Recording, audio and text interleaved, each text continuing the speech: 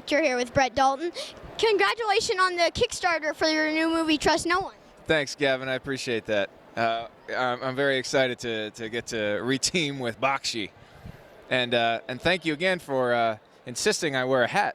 This has been a very fun interview already, knowing that I have a sparkly hat along with you. How come yours looks so much cooler than mine? No, yours looks cooler. Yours is Hydra. Well, I appreciate you lying on camera. Thank you very much, Gavin. All right, what's your next question? Shield versus Hydra. In this war, you're winning. Go ahead. Well, your team has Hive, so. That's true. That's true. But you got the youth on your side. Time is on your side, buddy. All right. Okay. So, you know that you're in the DLC pack for the Lego Avengers game, and every character, like, if you walk up to a villain that you have to defeat, all of them have a special button that, like, is a finishing move to hurt them. What do you think Ward's finishing move to attack them would be? So, is it Ward or is it Hive who's part of this Lego set? It's Ward, but they have props. They have props that they can use that pull out that like relate to them. His finishing move, he's pretty good with a sniper rifle. As we saw when he took out Rosalind, he shot from, I think it was like 200 yards or something like that. I mean, it's a huge shot. It's a very long shot, and it's pretty incredible he made it. So he's pretty good. I would say sniper rifle. And we saw in the pilot he did a pretty nice. Deathlock. Exactly. So you think you'd be like push them away, then pull out a sniper rifle, and then just shoot them? Something like that, or he would just be so covert that he wouldn't even do the first initial shot with the gun and then the sniper rifle. It would just be the sniper, I think from far away. I don't know. What do you think? Well, yeah, he is really good with the sniper rifle. I mean, like you said, he was really far away, like 200 yards. Yeah. But also, every character has like a team-up move, so like they do something together with their props. What do you think yours and Quake's would be, like Quake's with her powers? I think it would be awesome. I don't know how it would be. I think, she would be close in order for that to work, and I would be far away. So maybe she would do that first, and if it didn't work, then I'd be her backup. Bang! Very good answer.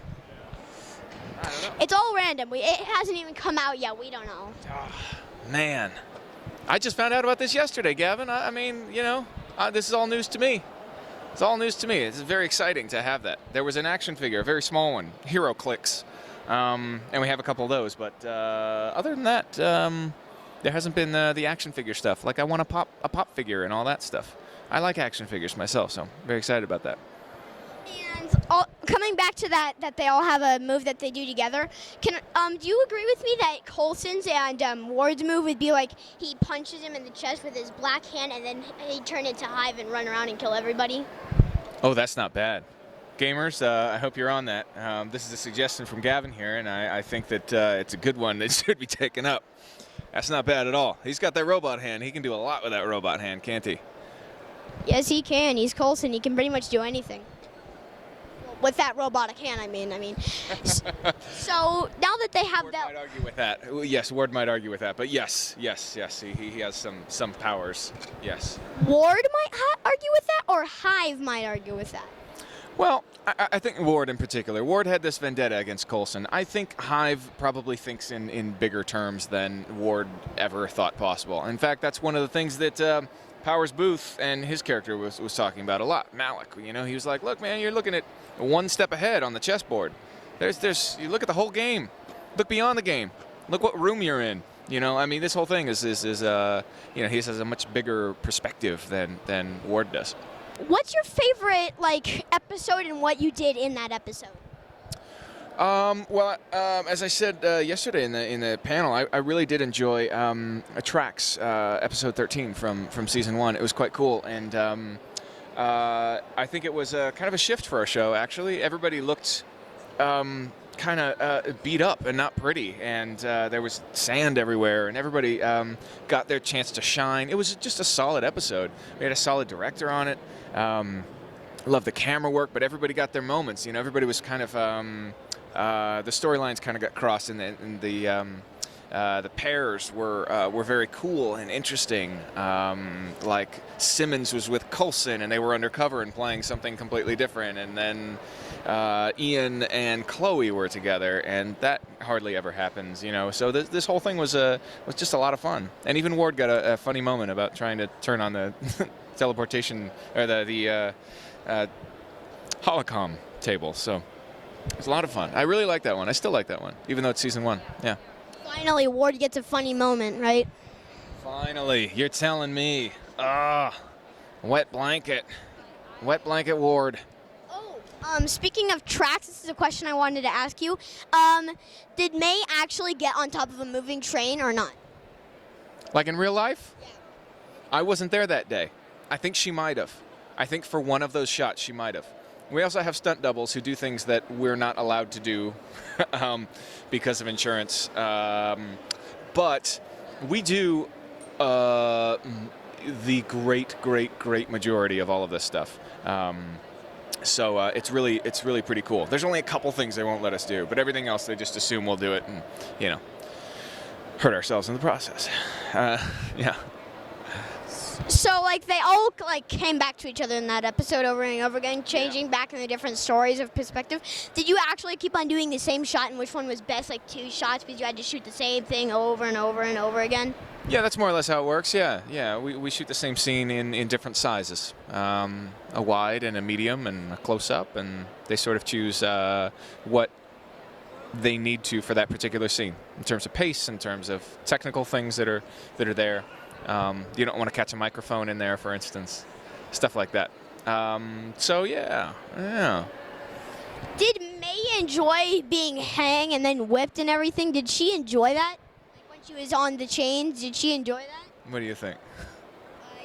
That's why I'm asking you. I have no idea. No, I don't think so. I don't think she would enjoy that. No. I mean like Ming-Na Wen as the actor, not like the actual May. Oh, yeah. I think that she enjoys her job much as I do. Sometimes it's more glamorous than others, and, you know, that's just part of the job. There's sometimes, you know, where I okay, where I lose a lot of fights and things like that. But, you know, and there's other times where I get to look really cool. There's times where I get to have funny moments and very, you know, very cool act out moments. But you know, it's all part of the job. Yeah. And last one. Yeah. Okay. Yeah, this was my last one. Yeah. Speaking of fights, you said fights. Who would win in a fight? Like all of Hydra or Hall of Shield? And give your reason. Oh snap! Your reason can't be because Shield has more guys or Hydra has more guys. Oh, can't be quantity. I think that Marvel would win. They're both Marvel. I said Hydra or Shield. I know, but globally speaking, I think if you were to put that on screen, Marvel would win because it's just such a cool thing that people would tune in for. But who would win? You know, I'm the leader of Hydra, so I'm not going to say Shield. I think that they'd probably give me a run for my money, but I think that Hydra has more grit and is not afraid to fight dirty in order to get it. That's your next interview calling right now. Awesome. Well, there you have it with Brett Dalton.